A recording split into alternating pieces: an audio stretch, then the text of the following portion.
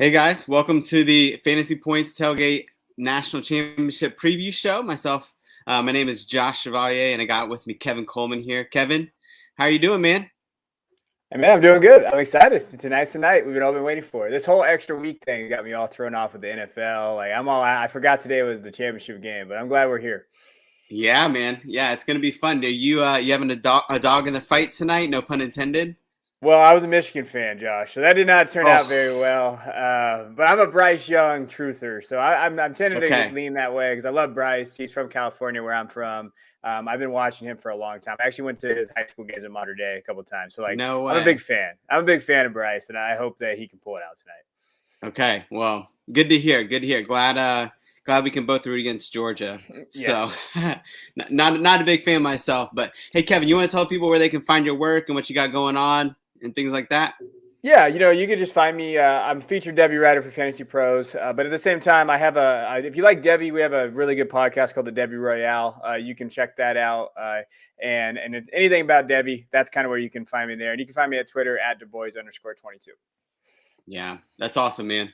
Yeah, I love your work, love what you guys got going on over there, man. And together, man, we completed quite the adventure, huh? It was a lot of work. I don't think people realize how much time that took, kind of diving in, but it was a lot of fun. Yeah, man. If you guys don't know, Kevin and I both worked on the Bowl Guide with Wes Huber and others, and man, 43 games, including we did picks and player props and devy players, kind of along the way. Wes did most of that, and so did Kevin. So, man, it was awesome. But you're right, man. It was a lot of work. So, what have you been doing with your free time over the last week? Well, I'm teaching, so I'm back in school now. So Okay. it's a little bit less free time there, but just kind of enjoying it. We actually have a special project coming out for the Dev Royale that we've been working on, and always working. Josh, always feels like I'm working. Hey, the grind, gotta love it. So. Well, cool, man. Well, hey, I want to say thank you to all of our people that have been with us kind of along the way this year. I know we both did live streams throughout the year, and thank you guys for just joining us and you guys just being a part of what we're doing here and reading the DFS articles that we've been putting out and the bowl guide and all that. And so, just want to, again, huge shout out. Like none of this would be possible without you guys. So, thank you guys for that. One of the things that we had as an incentive to buy the bowl guide was a Trevor Lawrence autographed football, and so that I guess the first 100 that had bought the bowl guide were entered into this drawing, and so we actually have a winner. His name is Richard Penshorn. So Richard, if you are on the call, hey, look for or on the show, look for an email coming out or some contact. And thank you, guys. Thank you to Evan Sports Cards and Collectibles for being a part of us being able to give this away. So, Richard, congratulations, man. Hope you get some good use out of the ball, and hope T-Law just kills it in the NFL for you, so that can just increase in value. So, well, cool. Well, looking forward to tonight. Man, big game, fun game, and man, the first half of the show. We're gonna preview this national championship game, kind of talk about some of our keys to the game for each team. And then, man, then we're going to both kind of wrap it up and talk about, for the second half, really probably both of our favorite topic, which is devy. And I play a lot of college dynasty, Kevin. And so that's kind of my kind of venture into this. I'm into CTC right Yeah. now, last year. So man, I'm looking forward to learning from you, but we're going to talk about some younger devy prospects and maybe some previewing of next year a little bit with some people to come up. So looking forward to that as well. But Kevin, man, what's your first overall thoughts and impressions of the game? And do you feel like the SEC championship game, is that going to factor in at all tonight, or is this just blank slate for both teams? What do you think? It's hard to say. One of those things that for me, I read a good article today about Kirby Smart and how bad he wants to beat Saban, and he hasn't won the last 5 games, and I think Yeah. that's definitely got on there, and it reminded me of Lane Kiffin. He sent that baby daddy thing out about Kirby, and it was a real thing. Like I think the SEC championship matters a little bit for Georgia's psyche, because they came in as that team and they were the favorites and everybody kind of thought that they were going to win. And you know what? Alabama physically dominated them and they got hit in the mouth. And so this is a huge game for Kirby. It's always been a joke with me too. I always mess around with Georgia fans because I have a lot of Georgia fans that are my friends, and I say, "Hey, Kirby can't beat Saban. Kirby can't beat Saban." But I think it does matter. I think that who's going to come out tonight. I think Georgia's got to have a good first drive. And who is that guy going to be able to step up? And I think that matters. But Georgia's psyche really matters here. Like, if Kirby can't win this game, he'll never win a game against Saban as long as Saban is there, because he's got his best team. And this is kind of the team that we thought was going to win it all. The defense is in there. So I think psyche-wise, yeah, I think it matters. I don't know necessarily, Mechie being hurt. There's a lot of things, a little bit of a difference there. But psyche, like, Georgia's got to be ready to play or they're going to get beat. Yeah, absolutely. And I think that side of the game, the psychology side of the game, is an important one that's just got to be factored in, right? Like, it's a big deal. And man, I love your point with all that stuff. And man, can he get over the hump? And including, like, you talked about the last 5 games, like, they've been winning in all 5 of those games at some point in that game, and they just choke. And one of the things that Wes and I pretty much all year, like, we had the 1 week with DraftKings where they had Stetson Bennett early in the year at 4.5K against UAB, and Stetson Bennett went off. But other than that, we've kind of just said, like, man, Georgia's making a huge mistake going Stetson Bennett all year instead of getting JT Daniels back into the fold. And we're just not big Stetson Bennett fans. And I'll talk a little bit about that tonight. But I think his psyche is part of this conversation of, man, what's he going to do when he gets hit in the mouth again? Because he didn't respond well in that first game. And so that's going to be interesting to watch tonight as well. But we can get into that in a little bit. But yeah, so tonight, man, Lucas Oil Stadium, Indianapolis, Indiana, totals 52.5. The spread is Georgia favored by 3, which, I think to the average fan, and even me, like, when I looked into that initially, I was like, man, like, just feels like they just got blown out by 17, and here we are, they're favored by 3.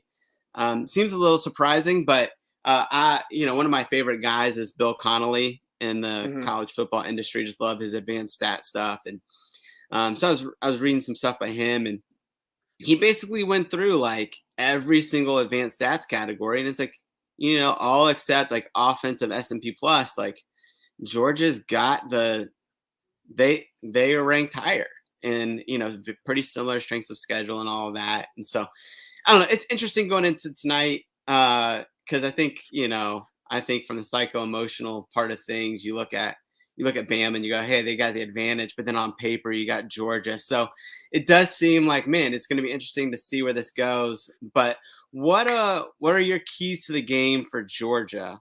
If you have, like, 3 keys, what do you think they are?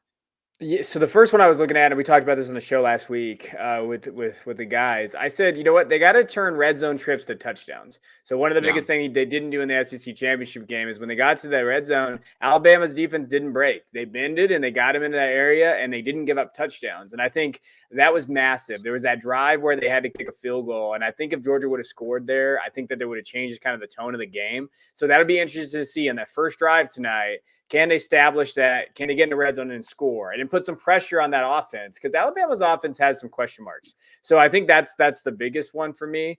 The other one is you got to limit Bryce, and you have to limit his output of what he did. Set an SEC record. We saw what he did against them before.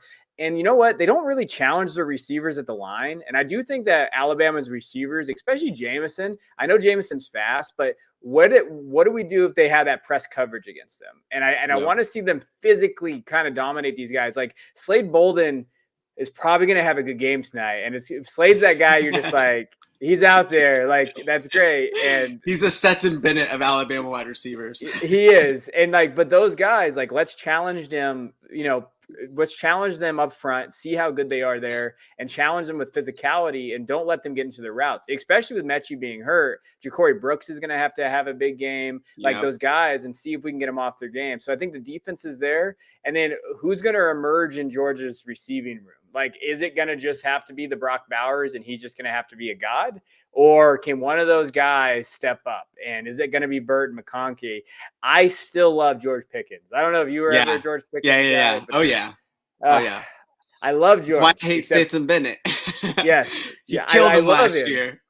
I love George, and I was even saying like he could have a big game in these two games, and he'd elevate his Hmm. draft stock, and he hadn't done that yet. But that's their big play guy. So if we can see one of those guys step up, they turn those offensive possessions into touchdowns, and then they can limit Bryce in a way that he's not going to be able to put up the numbers, and they have to run, which is Georgia's strength.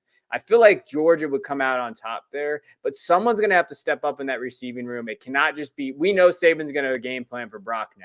So who is going to step up on Right. that outside, and who's going to go over the top? Who's going to put pressure on that defense? I think that's the key. Yeah. No, that's so good. Yeah. Yeah. I love all those keys. I think those are great aspects of the game. And it's like you're right. Like it feels like going into this game that Saban's going to lock in on Brock Bowers and go, okay, somebody else beat us. Yeah. And then can they? That's a great point. Yeah. Yeah. My first key to this game is really what we talked about earlier. The psychological part of things, but really keeping pressure off of Stetson Bennett, both physically and psychologically. I looked at some numbers kind of going into this, and really, if you look at Stetson Bennett when he's got a clean pocket to work with, like his passer rating is unbelievable. It's a Yeah. 126.6, which is about the same as Bryce Young. But then passer rating under pressure goes to 49.9, right? Which is just terrible. Like I'm not the king of like passer rating and understanding all of it, but I know that that's bad, and that it's a lot worse than 126.6. And you see that with Stetson Bennett kind of throughout the year. It's like when he's under pressure, like he just struggles. And so if Bama can get to him, then he's going to have problems all night. The second thing is not only physically do they need to keep the pressure off of Stetson Bennett, but also psychologically. And so I thought this was a really interesting stat. This is from Bill Connolly, but he talked about when Stetson Bennett over the last 2 years is able to build a first half lead and play with that lead. Here's his numbers: 61% completion rating, 15 yards per completion, 26% of his passes thrown are at or behind the line of scrimmage, and then a 3% interception rate, right? So he's got pretty decent numbers. But when it's tied or he's behind after halftime, which is only like 50 throws, so it's a small sample size, but it's a 49% completion percentage, 11.2 yards per completion, 21% are thrown at or behind the line of his balls, and then a 9% interception rate. And so you just kind of see him, he's like taking more risks downfield, but then he's also, he's turning it over. And what happened in the second half of that Alabama-Georgia game, and he got some pressure on him, and he threw that pick six to, I think it was Jordan Battle. And that really just changed, that put the game away, essentially. So, again, this kind of goes with what Wes and I all year, we were like, man, Stetson Bennett, like it's going to come back. Like, can he win a national championship game? And to me, it's like, man, you got Bryce Young on one side, Heisman winner, and then Stetson Bennett. Like, man, that's just that's a big discrepancy in quarterbacks, in my opinion. And so I think that's going to be a big key for them. The second key, I think, is to get Brock Bowers involved early, right? Last game, he had 15 targets, 10 catches, and like 139 yards and a touchdown. But 13 of those targets came in the second half. And that's just too late, right? They're playing catch up at that point, and they're down. And so, man, if they can try to get Brock Bowers going early, like that would be huge for them. I think you're right. I think Saban's going to do everything he can in his power to say, Brock Bowers, don't beat me, which is part of the reason why I like Alabama tonight. But and then the last thing, man, is blitz. Like if Georgia's going to have a shot in this game, when they blitz Bryce Young last game, he went 9 of 20 for 91 yards. When they didn't blitz him, 18 of 24, 330 yards and 3 touchdowns. So it's like, man, that's the game essentially right there. And so I just think they're going to have to sell out to stop Bryce. And if they can do that, then I think they got a good shot. And Bryce, man, when he has been under pressure, like especially, LSU, Auburn, those last couple games where he just struggled before the SEC championship, like he did show that he was human. I think in some of those games when they had some pressure on him, although he still has a great passer rating and all that. But yeah, those are my keys. Blitz, get Brock Bowers involved early, keep the pressure off of Stetson Bennett. Any kind of thoughts on that stuff, or Well, if yeah, I not, we can mean, move to Bama. yeah, I mean, we go to Bama. I'll talk. It's funny because you brought up the keys for Georgia are basically the opposite of me for Bama. Like Bama's got to do these things if they're going to win. Yeah. And so, like the Yeah. biggest one I want to mention, they got to turn Stetson Bennett over. Like that's they're going to have to bring pressure, and they got to turn Stetson Bennett over. Like you mentioned, and I love that stat that you brought up. Yeah, it's a small sample size, but the reason why, I mean, let's be real. Georgia's schedule. Yeah, they're 13-1, but let's not pretend like they played a Clemson team now that we realize is not. They're not. Yeah. They're not Clemson. Their offense was bad. They played UAB, South Carolina, Vanderbilt. That's not a murderer's row there. They did beat Arkansas 37-0. But what we have found with Arkansas and even Auburn, even Kentucky, like those teams weren't necessarily the high defensive pressure teams that we were looking at. So, when we're thinking about what Stetson was able to do, really, who's the best team Stetson beat? I guess it'd be Kentucky. Yeah. But that's not wow, that doesn't stand out to me there. So if you can move Stetson there, and the reason why he's been playing ahead is because they haven't really had to have him throw. And so you saw him have him throw in Alabama, and we saw the problem. Even Michigan got their butts kicked in the trenches. That game was over in the first quarter. Everybody knew it. I took a walk after the first quarter. I knew it was done. I knew because you look at the trenches. Yeah. It wasn't. Yeah, Stetson had a good game, but they didn't really need Stetson to have that good game. Like the way that game was going to go, they were going to get beat in the trenches anyway. So I think that Alabama can get after him. Now, if they get after him, I think he can make some mistakes. But that's where my key for Georgia is hey, who's going to step up? Because if they bring after, they bring that pressure. Who can step up in that receiving room to kind of mitigate that? So one of my Alabama ones is turn Stetson Bennett over. The other one is they said they have to protect Bryce Young. So you mentioned having to get after Bryce Young. I saw something that Kirby had talked about where they I think they only blitzed on, I think it was 10 or 20, 15% of the plays or something like that, and that kind of hurt them. So if you're gonna blitz, you got to blitz more. But at the same time, I think you can, because if you look at Alabama's receiving room, we know they have Jameson, but after Jameson, the next secondary receiver after Mechie got hurt is Slade Bolden with 364 yards. It's not like what we saw the last few years with Judy, with Waddle, these other guys that we've seen consistently. Yeah. And I don't know about your feelings about Jaleel Billingsley, but he is not good. Jaleel Billingsley is a liability out there. And so I like Cameron Latou probably a little bit better in just terms of that. But again, you're not talking about solid athletes that can hurt Georgia. Georgia's got dudes everywhere on that defense that can definitely do those things. So can you protect Bryce long enough to be able to get him the ball out? So I do think it's there. And then that's my other thing is someone's got to step up there. Who is it going to be? Who's that guy that we're going to be like, oh my gosh, Bolden had 4 catches for 100 yards and a touchdown? Or I think Latou, he's got great odds for a touchdown scorer. I think Latou is a great kind of sneaky play for that, because they do give him goal line and red zone targets. So those are the guys that I'm looking at. Hey, can they kind of get in there? So I think that Alabama's got to keep Bryce upright, and they got to pressure Bennett. If they do those two things, I'm like you. I don't trust Stetson Bennett. Basically, he's Greg McElroy. I just don't know if he's any good. He's the old Alabama version of this. But we're also in 2022 now. This is different offenses that we're supposed to have. So, I just don't trust Stetson. That's kind of where I lie. Yeah. Yeah. And I know this is a bad comparison, but I remember going into that. This is totally different teams, but Oklahoma UT earlier in the year. And I'm in Austin. And so I got vested interest in University of Texas, but I remember going into that game going man, if Spencer Rattler plays this whole game, Texas is going to win. Yeah. And he didn't, unfortunately.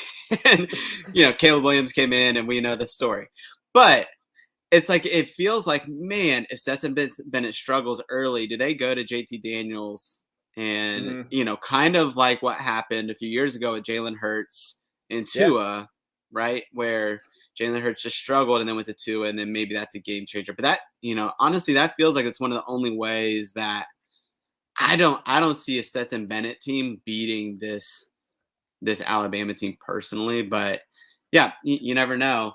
But yeah, so I saw you tweet out earlier about Ja'Cory Brooks, and he has got the most to gain from tonight, potentially as a devy prospect. What do you think about him stepping up tonight? Do you think obviously he's a true freshman. Of course, we've seen true freshmen step up for Bama before.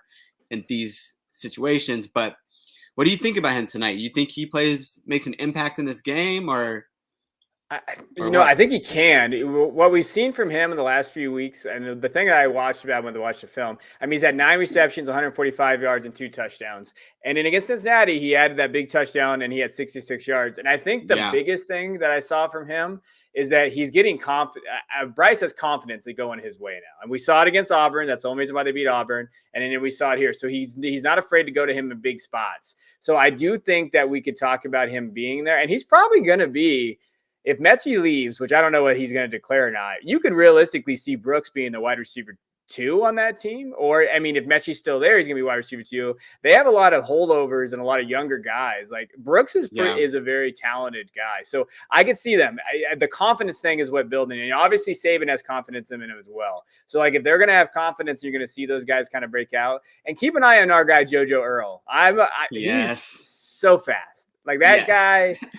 At some point, he's going to break one where we're like, oh, he got in there. Because if you watch his tape, he has some of the most fun tape I've ever seen on Huddle. Yeah. And if he can get him involved, I know they're using him in a lot of different ways. I know he's injured, but he's back. Like those guys, we could see realistically. Remember against that Georgia game, Alabama, they had a young kid named Najee Harris from Antioch. We didn't know who this kid was, and he came and played. Yeah. Remember? Then they put in Tua. And we've seen this before. Saban plays these games to win. He doesn't play these games to lose. So he'll throw in whoever he thinks is the most talented guy in this situation. Yeah, man. JoJo Earl. I love that guy. And I thought he was going to catch that ball in the last game too. I'm just waiting for his like breakout game where he just shows the world just how sweet his feet are, man. Like he's just got some fun feet to watch. And but yeah, it's funny with Ja'Cory Brooks. Like I remember, with the spring game, you had a G Hall go off, and people basically wrote Ja'Cory Brooks off at that point, which I thought was funny because in the telecast of the spring game, Nick Saban's not a liar. He doesn't care. He's just like, hey, like G Hall's got a lot to work on. Yeah, he's dominating, but be careful.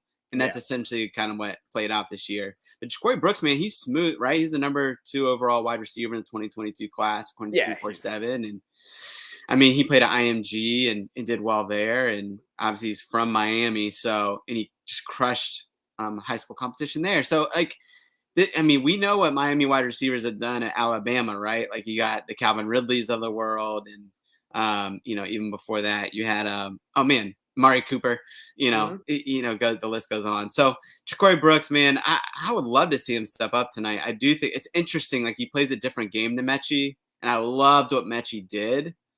Like the balance between Mechie and Jameson Williams is just incredible, right? Like once they figured it out that Mechie's going to run underneath routes and catch all that stuff, and Jameson's going to go long, it worked well. And it'll be interesting to see is Deslay Bolden step up in that role and do that, or it isn't going to be interesting to see what the effect Mechie being out has on this game. Yeah. But I mean, Ja'Cory Brooks, man, I mean he's another deep.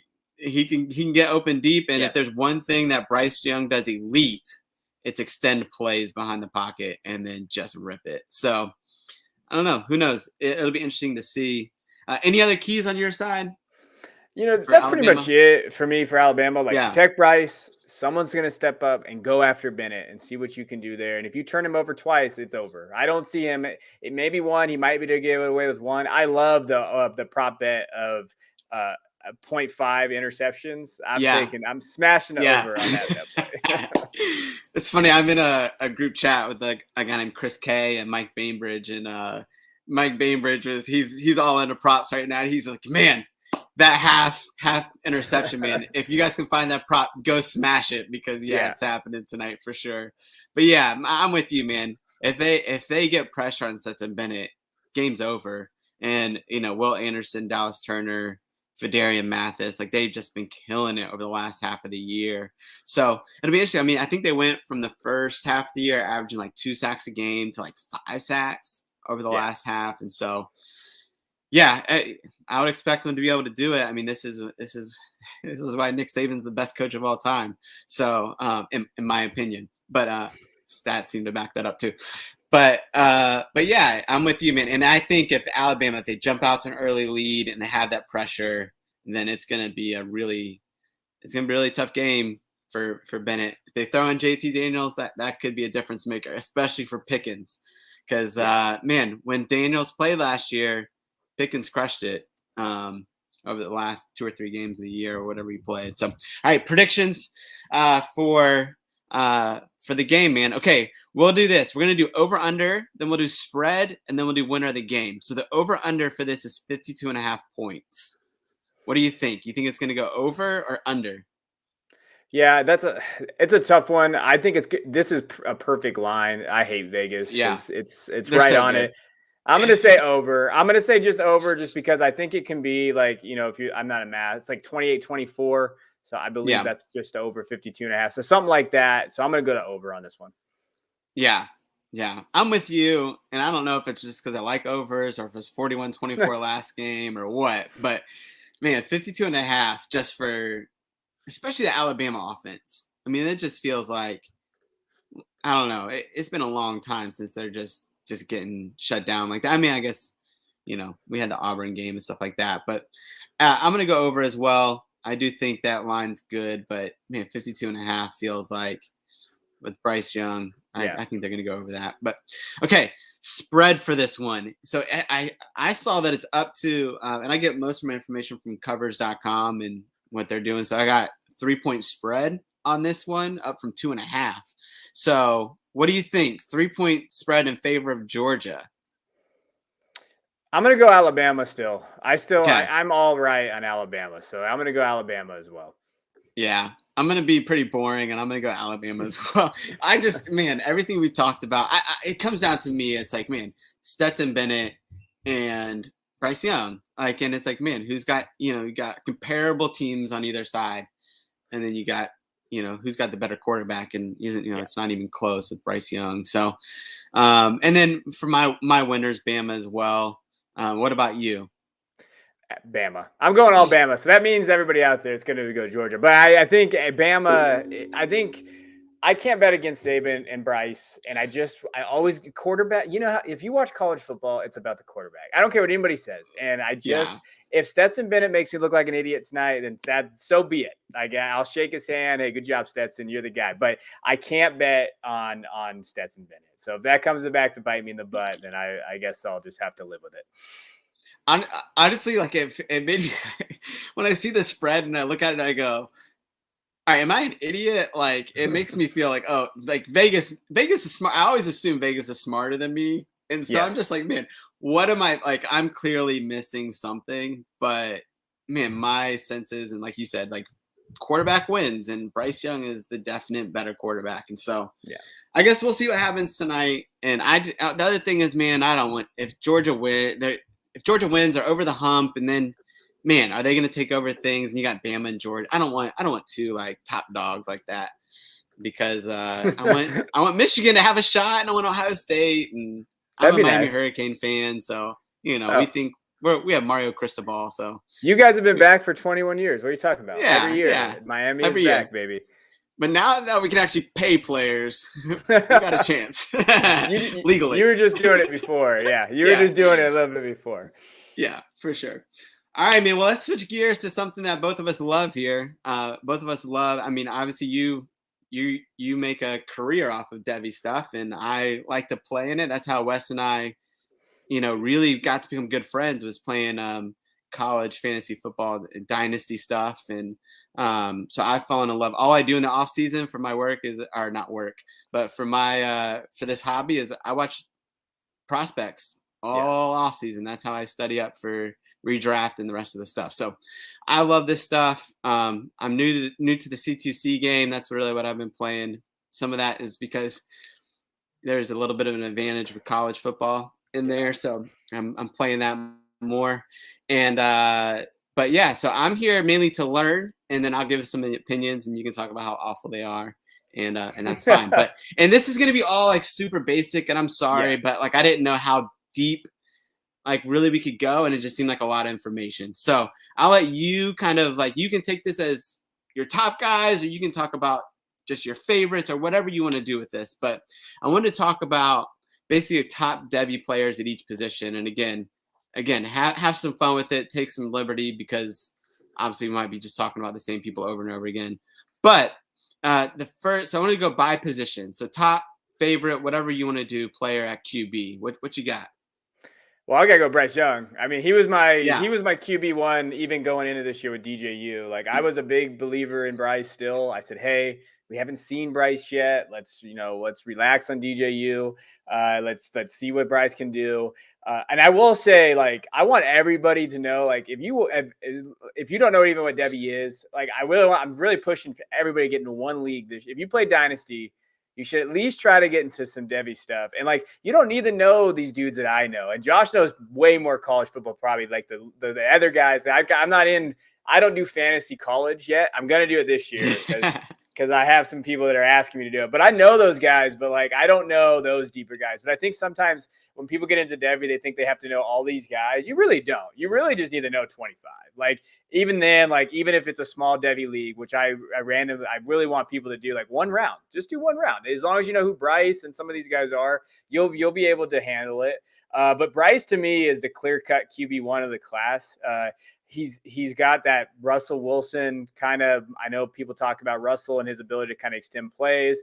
I absolutely love everything he brings to the table. He has arm strength. He has accuracy.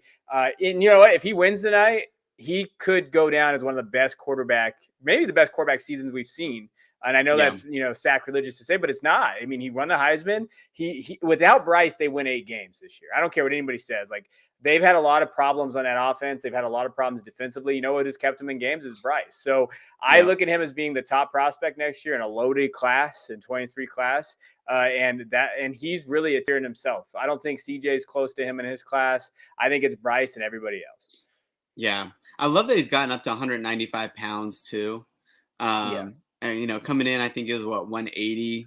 It's like 6'1". And man, he's so good. I remember watching him. I like to watch. I mean, I think everybody likes to watch it, but the All-American Bowl or the Under Armour game, just to see these guys going against the best of the best. And I remember him just flicking it. I think it was to Gary Bryant in that game. It was Gary Bryant or Josh Downs. Both made a big impression on me, but he just flicked it from 50 yards out. And I was like, oh, I don't need to see anything else. Like the accuracy and that type of just how quick his release was just incredible. So I'm with you. Bryce Young to me would be the top guy. Another guy I'll mention, and we all know him, is Caleb Williams. So I love Caleb Williams. I love his tools more than anything. I definitely think he has a lot to go as far as reading defenses and things like that.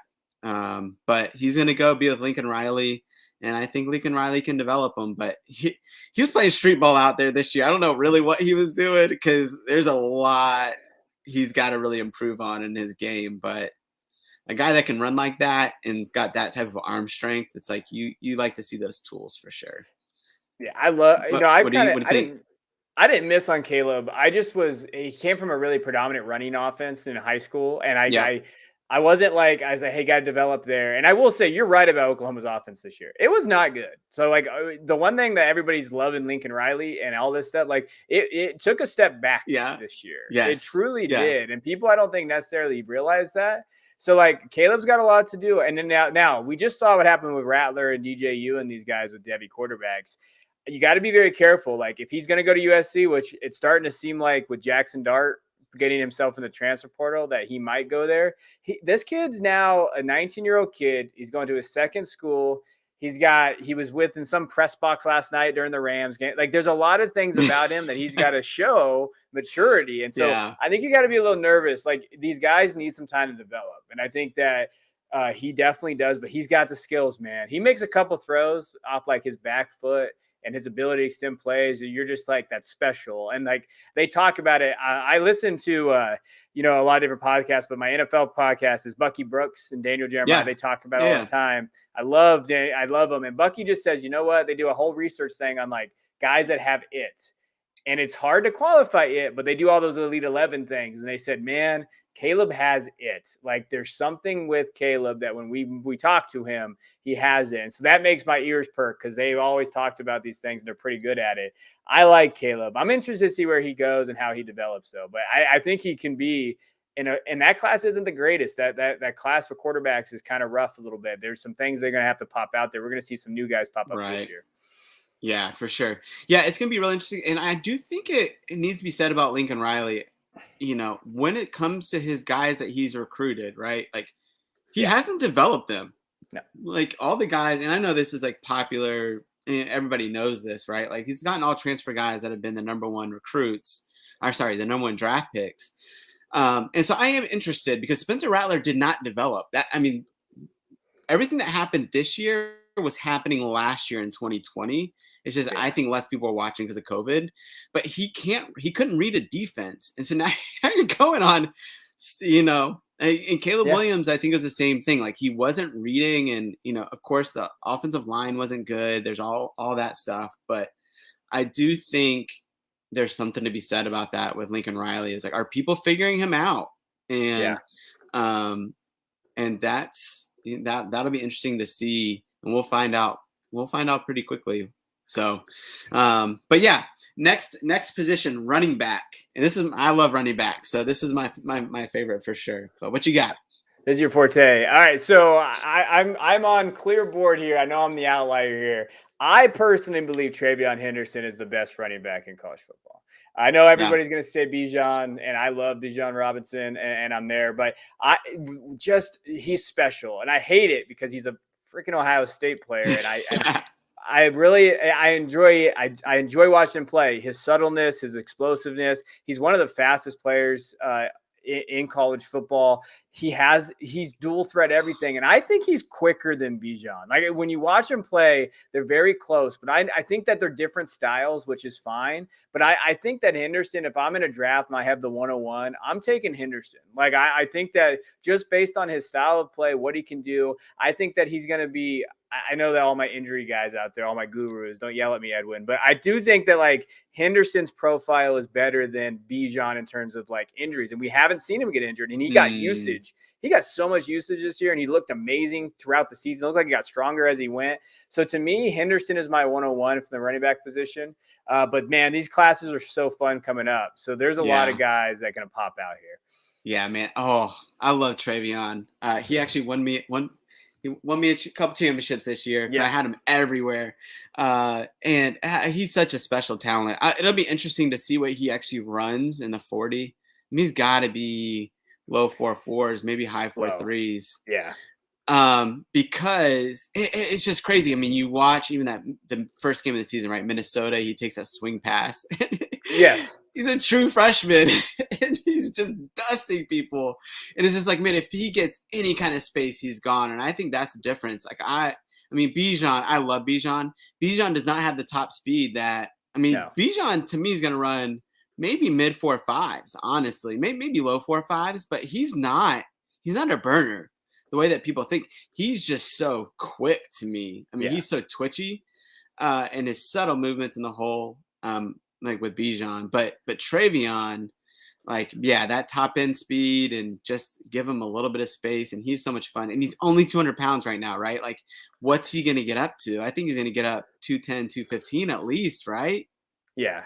I think 215 would probably be his ideal weight where he's going to be running at in that weight room. And he's got more. He's not one of those guys I'm worried about with build, because you can tell he's got build. He can put more muscle on. He's not like these guys that get a little, like Knighton from Miami, I'm a little worried about. I don't know if he's got build. Henderson has that build. And so I love watching him run every game except for one game. That's pretty much it. But it's funny. I was in a championship, and I had to start him against Michigan. So I was in this weird, like, okay, I hope Michigan wins. And he did well. And then we won. I was like, all right, perfect. But he, to me, in C2C, and I don't see how he's not a top 5 pick in college fantasy. Oh, yeah. C2C. Yeah. Now, I will say this, man, and I don't know, again, you can push back on this, and you kind of talked about the injury stuff and that he's got a better injury profile, which I think is true overall. One of the things that I didn't like from Travion this year, and I watched a lot, is that he seemed to get nicked up in games, and I couldn't tell. Again, like some of those games, it's like they were going to be blowouts. They didn't need him, right? And so they just took him out. But he would come off the field with these like weird injuries, or he'd be like writhing in pain on the sidelines, and then he'd like pop up and he'd be in the game like 2 series later. But I'm like, what? Like that happened in a bowl game, but it happened 3 or 4 times throughout the year. And there's just some guys like CJ Verdell that like they get knocked out during the games and then they come back the next week. And for me, it's like, okay, is that what was it with Trevion this year? Was it blowouts? Was it like he's just dramatic and he just comes back in the game and he's fine? Because it didn't seem to like affect him long term. But like is that him being LeBron James? Like, I don't know.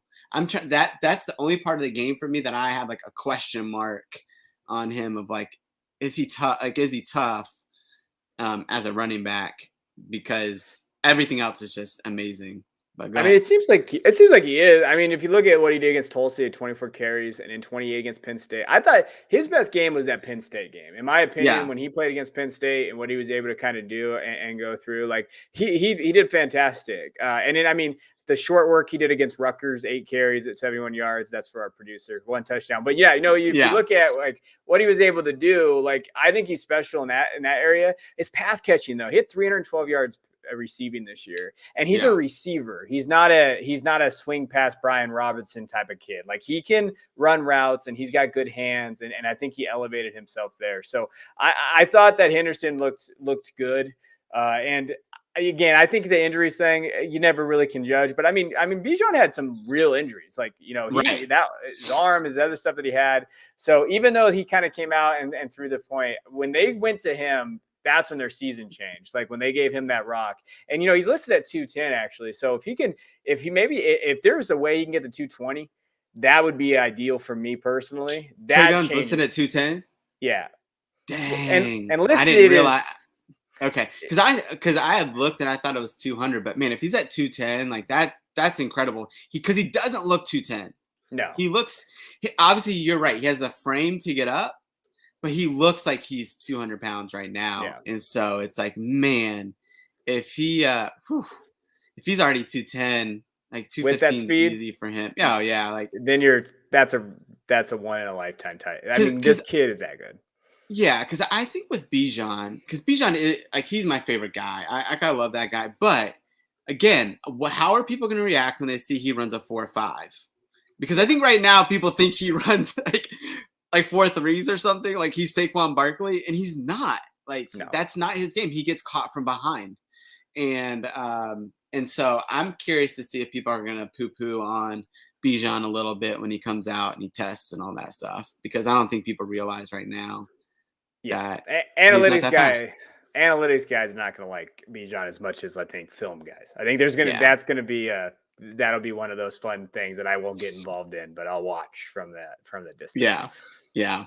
So it'll be fun. I think can't go wrong with either one. The other guy I'd mention here is Jahmyr Gibbs, and it'll be really fun to see if he can gain some weight, because I just can't believe he's still listed at 200 pounds, and that's pretty. He seems like he's got the frame. Talking about frame with those legs, like he seems like he can get up to 210, 215 too, but he hasn't. So it's like, is he not working in the weight room? Like what's going like?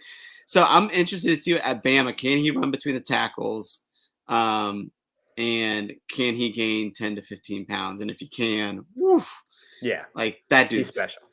I mean, he's Alvin Kamara, but faster, in my opinion. So, anyways, okay, let's move on to wide receiver, and what you got here? I'm curious to see, because wide receiver can be all over the place. So, what you got at wide receiver? Mine is JSN, unfortunately, from Ohio State as well. Jackson Smith-Njigba.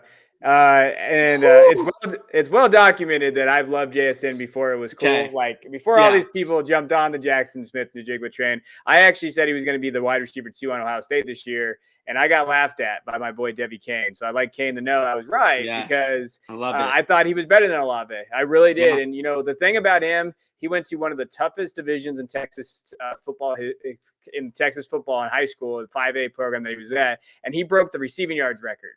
He is special. And when you're watching him play, I think that he's going to – I love Kayshon Boutte. I love Jackson Smith. Now, so I am going a little take lock with JSN. I know I'm a little hot and heavy there. Boutte is a stud too. And like when you're talking about both these guys, I think they're in a clear tier. But I think that tier is closer than what people want to admit. So I'm a JSN guy.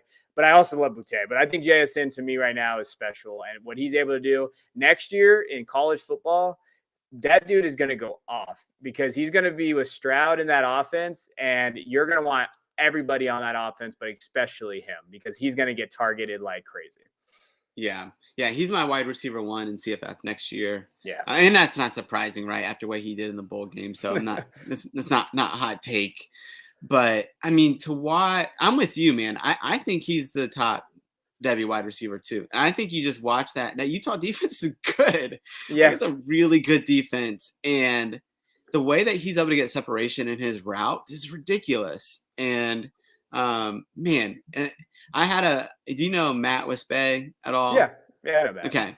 So him and I are like, we DM all the time and we do C2C leagues together and all that. And so he was talking about JSN before the season and just like, this is the best of the 3 wide receivers between Garrett Wilson and Chris Olave. And honestly, for Dynasty CFF, like if there's like 3 dudes in a wide receiver room that are that closely, ranked in the same class, I mean, I'm not even like really looking at it. Like, so with him and Julian Fleming and all that, like I didn't look too much, but like, man, JSN just caught my eye like this year in ways that like, yeah, he's got to be the top devy wide receiver. Obviously, Kayshon Boutte, like he's special too, elite speed, kind of all that stuff. But JSN, man, I don't like him and Marvin Harrison Jr. are going to be incredible to watch next year, and the way they're going to complement each other in their games. Like I'm a huge Marvin Harrison Jr. fan. And I mean, take a guy that learned how to run routes like his dad, but give him 3 inches and 45 pounds. Like what? Yeah. Like that's going to be incredible. But anyways, like you're right. Like that whole offense is just going to be a cheat code next year. So, okay. Tight ends here. We got, Who's your top tight end for next year?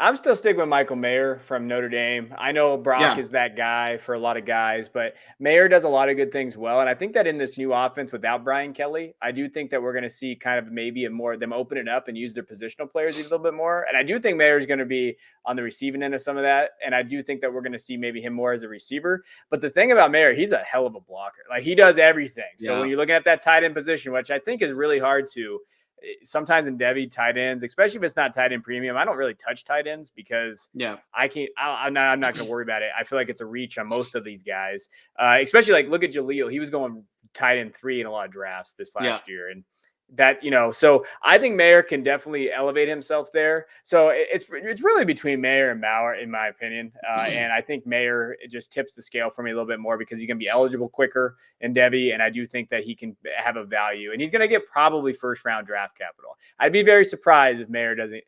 Someone's going to draft Michael Mayer in the 1st round. Yeah. Sorry, I meant to mute the mic there and it didn't work in time.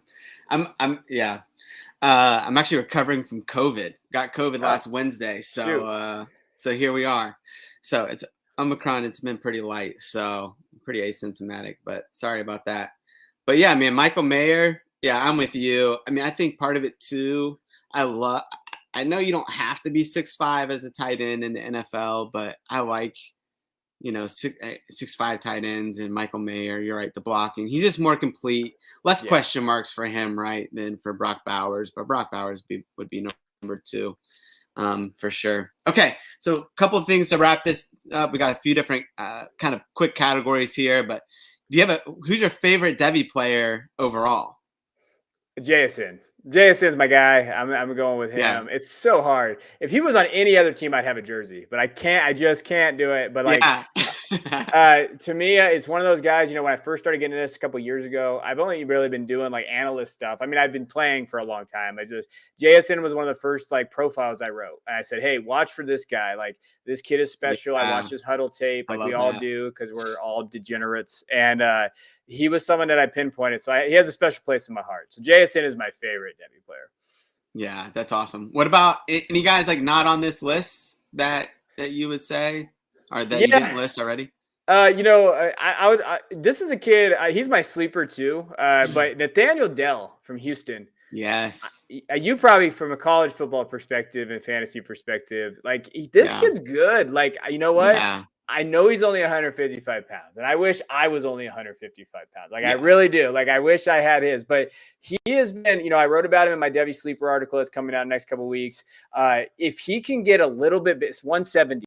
Like, if he can get to 170, 5'10", 170 kid from Houston, 1,300 yards receiving this year. He's looked great. He's twitchy. He gets in and out of routes. Yeah. He fits the NFL. Like, what the NFL has gone to, the prototypical player is Nathaniel. So like Yeah.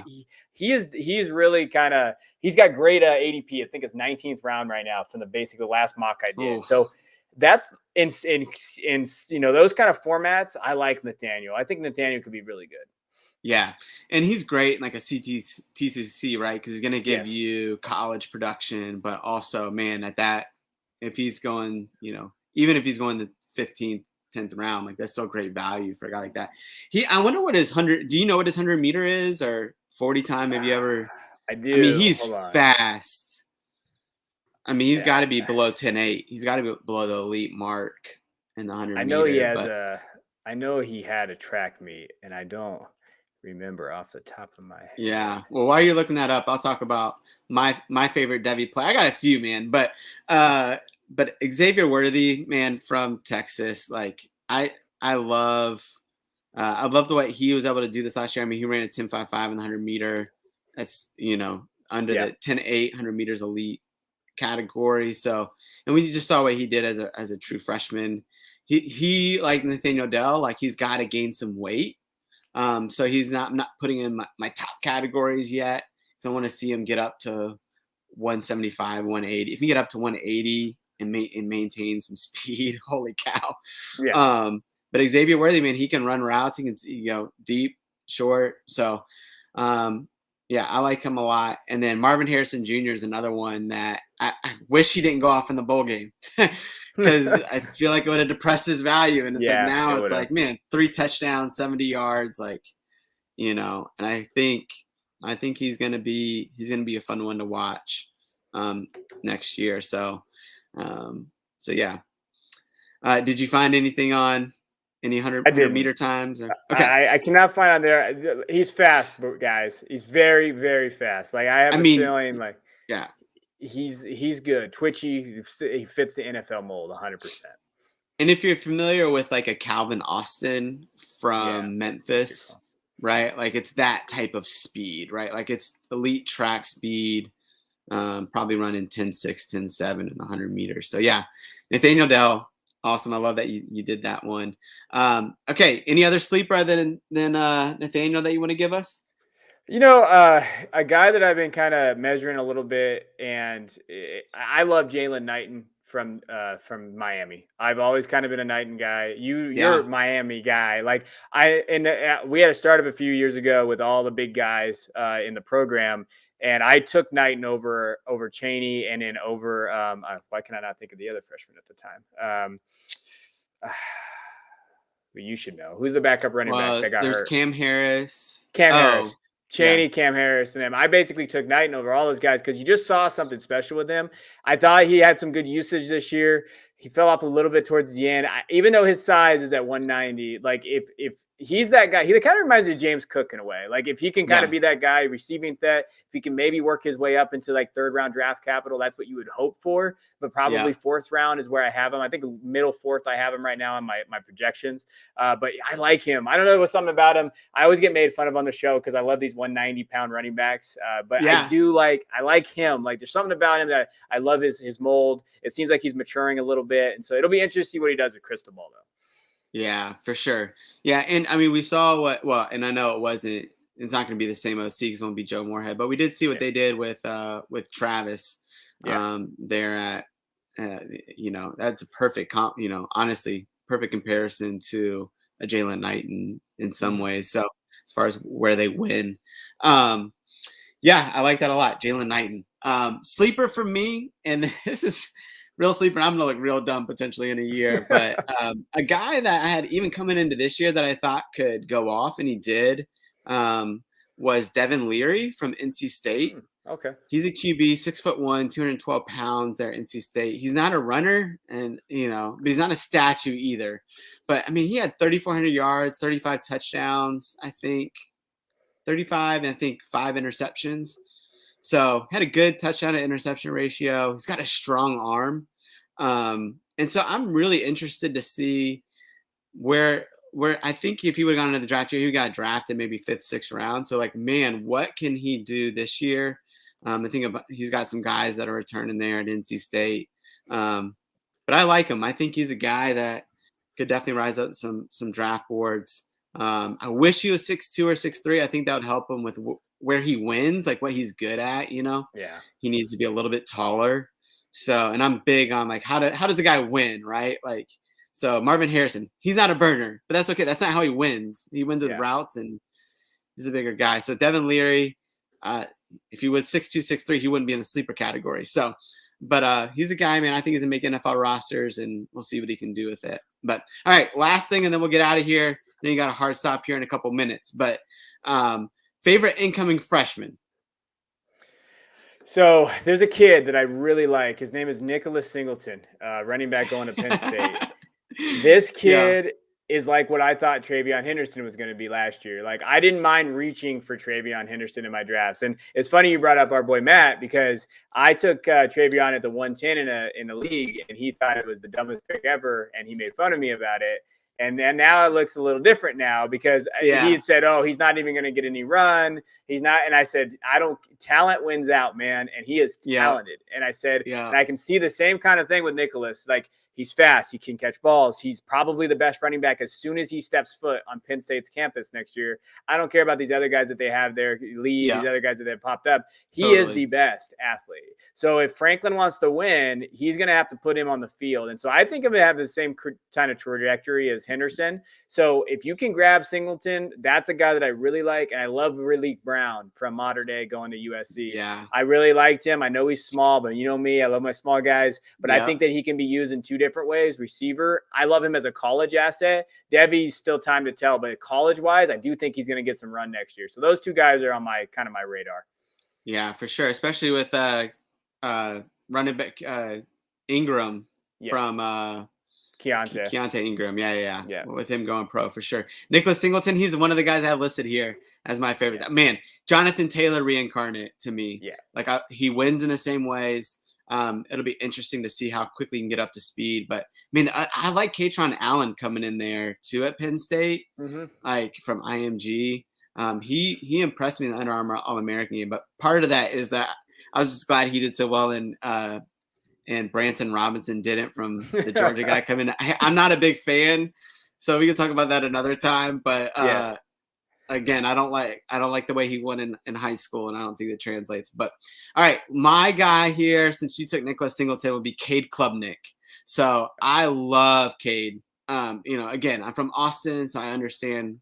I know the players he played against here, and just consistently beat Quinn Ewers in high school, and then goes and win Elite 11. Whenever the lights are the brightest, that dude just shows up. MVP of the game, Army All-American game. So Cade Klubnik, I mean, I could see him coming in and winning that job. Maybe not right away, because it seems like DJU's got some preferential, like Dabo loves DJ, and he seems to be a pretty faithful guy. So, but Cade, man, Cade has all the tools, and I definitely think he's one of the next big guys. So, all right. Well, that's all we got, man. Kevin, this was so much fun, dude. I really appreciate you hopping on and doing this with me, and thanks for doing the bowl guide together. And I look forward to hopping on and talking devy and C2C and whatever we can talk about this off season in different formats. So appreciate you guys coming on, and thank you for you guys for watching us, and have a great season. And man, hopefully Stetson Bennett doesn't make us look stupid tonight. See y'all.